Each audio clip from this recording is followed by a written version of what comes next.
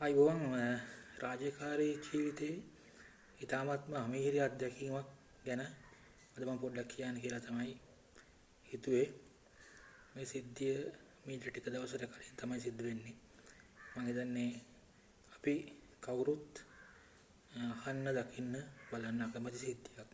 විශේෂයෙන්ම මේක තමන්ගේ බිරිඳව මුදලට විකුණු සැමියෙක් ගැන කියන කතාවක්.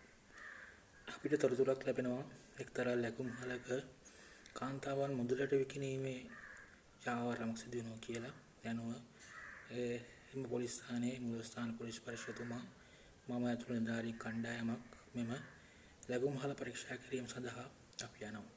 යන අවස්ථාවේදී මේ ලැබුම්හලේ කීප දෙනෙක් සිටියා. ඒ වගේම මේක කාමරයක් ආසන්නයේ තරුණ පුද්ගලයෙක් තවත් පුරුෂයෙක් සමග මත්පැන් පානය කරමින් සිටියා. අපි ඔහු පහු කරගෙන ගිහිල්ලා ඒ ආසන්නයේ තිබුණු කාමරය පරීක්ෂා කරනකොට ඒ කාමරය ඇතුලේ අවුරුදු 20ක පමණ කාන්තාවක් තවත් වෙනත් ජාතියක පුරුෂයෙක් සමග මේ කාමරය ඇතුලේ හිටියා. අපි මේ කාමරය පරීක්ෂා කරනකොටම මම අර මුලින් කිව්වේ අර මේ ස්ථානයේ මත්ද්‍රව්‍ය මත්පැන් පානය කරමින් සිටි එම තරුණයා එකවරම දුවගෙන ඇවිල්ලා අර කාමරය ඇතුළේ හිටිය පුද්ගලයාට පහර දෙන්නට උත්සාහ කරා. ඔහු කිව්වේ මගේ බිරිඳ කාමරයේ ඇතුළේ තනියෙන් ඉද්දි මම මෙතන ඉන්නකොට මේ පුද්ගලයා හොරෙන් කාමරයට යොමුවා කියලා.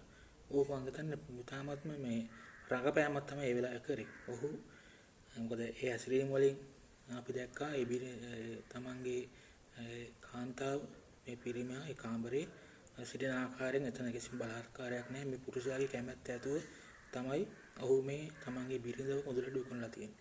ඒ කියන්නේ මත්පැන් වලට මත්ද්‍රව්‍ය වලට ලොල් වෙච්ච මේ තරුණ පුරුෂයා තමන්ගේ බිරිඳව වෙනත් පිරිමින්ට විකුණලා ඔහු මුදල් උපයා ගැනීමක් තමයි සිදු කරන්නේ. මම හිතන්නේ අපේ ජීවිතේ තාමත්ම අපහැරි අත්දැකීම්. ඊට පස්සේ මෙම ලැබුම්හලේ හිමිකරු සහ මෙම කාන්තාව මේ පුරුෂයා සහ එම කාන්තාව සමග කාමරයේ සිටි එම පුද්ගලයාද අත්අඩංගුවටගෙන අධිකරණ ඉදිරිපත් කිරීමට කටයුතු කළා. මම හිතන්නේ අපි ලංකාව විදියට අපි කවදාවත් මෙවැනි දේවල් බලාපොරොත්තු නැහැ. නමුත් මෙන්න මේ විස මත්ද්‍රව්‍ය මත්පැන් වලට තරුණයන් ලොල් වීම නිසා තමන්ගේ ජීවිතයේ මුළු පෞල් ජීවිතය තමන්ගේ විවාහක බිරිඳව මුදලට විකුණන්න තරම් ඔවුන්ගේ හිත් පහත් තත්ත්වයටපත් වෙලා තියෙනවා.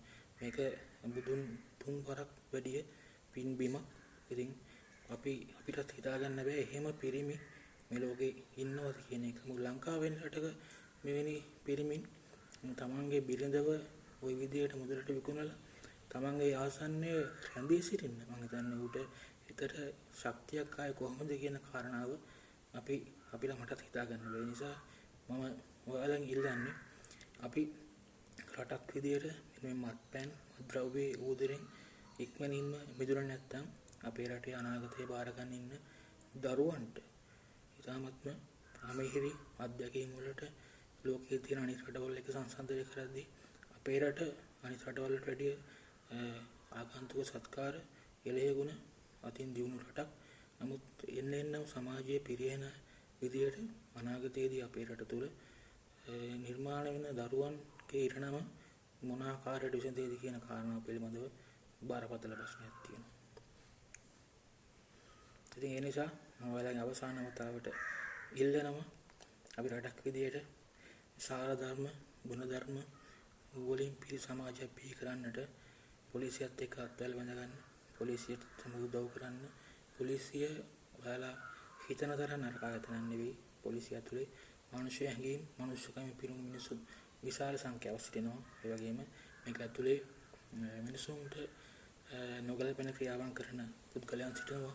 නමුත් ඒක අපි අඩුපාඩු හදාගෙන රටක් විදියට අපි එකට යන්න නම් පොලිසිය සමාජ ජනතාව අතර ඍජු සම්බන්ධතාවයක් ගොඩනගිය යුතුයි. ඒ නිසා මම ජීවිතේ තවත් අත්දැකීමක් සමග නැවත ඔබ හමු වෙනවා. බොහොම ස්තුතියි.